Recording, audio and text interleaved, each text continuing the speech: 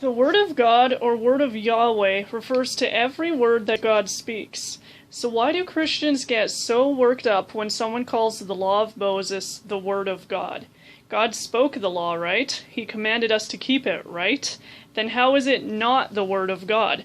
The law of Moses is very much the Word of God because God spoke it, and Jesus quoted it when he quoted Deuteronomy 8 verse 3. Man shall not live by bread alone, but by every word that comes from the mouth of God. Taken in context, this is referring specifically to keeping the law. Jesus tells us to keep the law in Matthew 5:17-20 and Matthew 23 verses 2 and 3. Paul tells us to keep the festival of Passover in 1 Corinthians 5:7 and 8, telling us that Christ is our Passover lamb. Acts 21:24-26 tells us that, contrary to popular belief, Paul kept the law, underwent a ritual purification in the temple, and made offerings, being animal sacrifices. 1 John 5:2 and 3 tells us that loving God is defined as keeping his commandments. 1 John 3 and 4 tells us that to practice sin is to practice lawlessness, and that sin is lawlessness. But of what law? Man-made laws? No, but of God's perfect, unchanging law outlined in the first 5 books of the Bible. The Torah, God's instructions in righteousness that he gave at Sinai. They weren't just introduced to humanity at Sinai either. They were already there, because even Noah knew what clean and unclean animals were. Genesis 7 verse 2.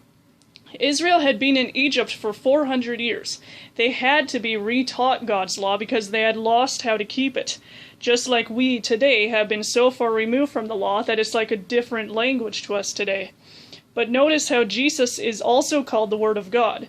Does this mean that there are 2 separate words of God? Did Jesus replace the old Word of God? No, there was only ever one Word of God.